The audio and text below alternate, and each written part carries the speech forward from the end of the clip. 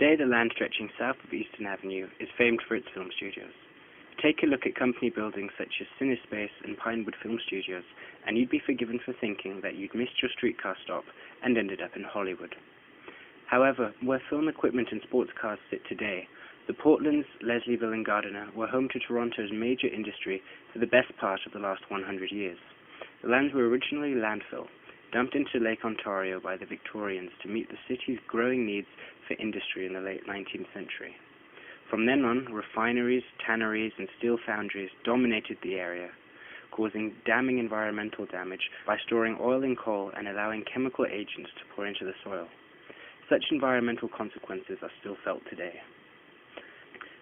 Much of the industry has now vanished, leaving behind vast amounts of abandoned land and empty warehouses, which the film industry has capitalized on. Not, however, without having to bear the brunt of what was left behind.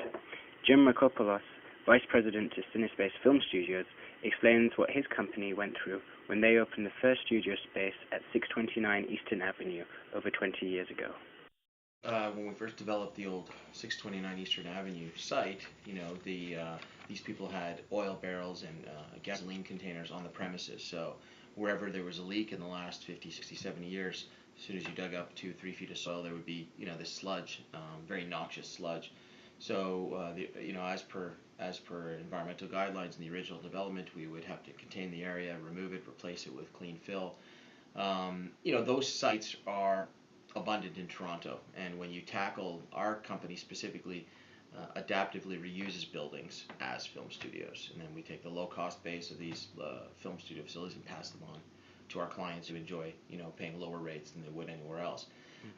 So we go through a process with our buildings, but we've been very fortunate that since the 629 Eastern Avenue development, we've been very fortunate to have encountered buildings that, for the most part, they were doable in terms of environmental challenges.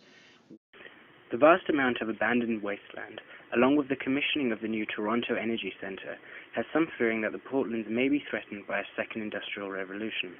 New industry is certainly moving into the area under the supervision of the Toronto Portlands Company to fill these vacant spaces and to generate employment. However, the TPLC has certainly learned from the grievous environmental disconcern which took place over much of the last century, mandating a revision to the operations performed on its grounds, as Alan Kersey, Senior Property Manager to the TLC, points out.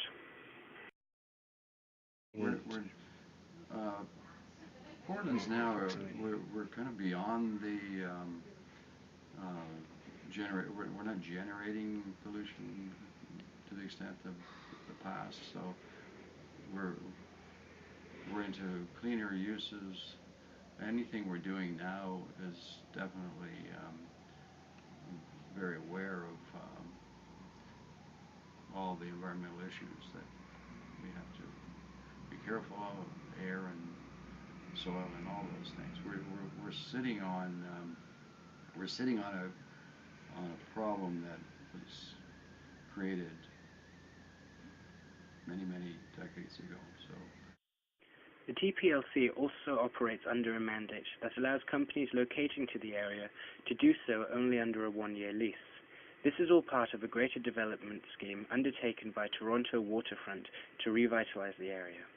One of the first establishments in this grand scheme is Toronto's new Pinewood Studios, a natural development, as Kersey explains.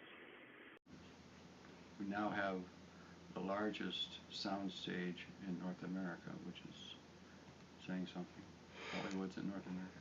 So it's a huge feather in the cap, I think, of Toronto Portlands Company and TECO in bringing them to the Portlands. And of course, since they've been in place, it's changed hands to become now Pinewood Toronto, with partnerships of other developers and ourselves. Even we're partners in that in Pinewood as well.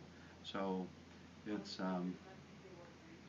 a natural use for the way that we see the Portlands developing.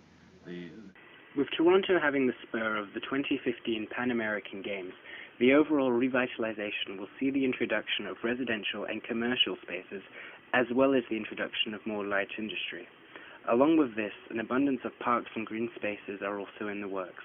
On Unwin Avenue, for example, a newly built soccer field has proven immensely successful amongst locals, despite its somewhat unorthodox location. You can see back there we've got the Toronto Energy Centre, which was commissioned about 3 years ago.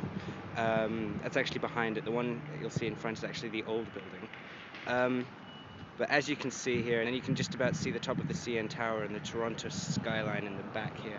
But the example of some of the regeneration processes, which I spoke about in the essay, and well, there's a perfect example of it just here. As we can see here, there doesn't look like there's much around. Excuse the sunshine, but we've got the Toronto Outer Harbour Sailing Federation. But just here, and if we walk just a few meters up here, we're going to get to Cherry Beach Sports Field, which almost looks completely hidden by the trees and the foliage and the fencing around it. But as you'll see in a minute, when we walk onto it, you're going to see a brand new sports field, which was opened about a year and a half ago. And this is an example of the sort of revitalization process which the Portlands are undertaking, or going to be undertaking within the next few years, especially with the spur of the Pan Am Games. So as you can see here, wonderful AstroTurf football pitch, brand new, newly relayed. Let's just step on it here, I hope they don't mind. And yeah, so as you can see, it's a real difference in scenery here to what we have just across the road. Investment into this master plan is expected to fetch up to over $30 billion and take 25 years to develop. However, with so many parties as part of this scheme, one question that begs asking is what the decision-making process will look like. How much do residents have a say in proceedings next to Waterfront Toronto, City Hall, and potential businesses? What the Portlands will exactly look like after this grand revitalization process still remains unclear. What is for sure, though, is that the waterfront of Toronto Danforth will continue to be a hot topic over the coming years.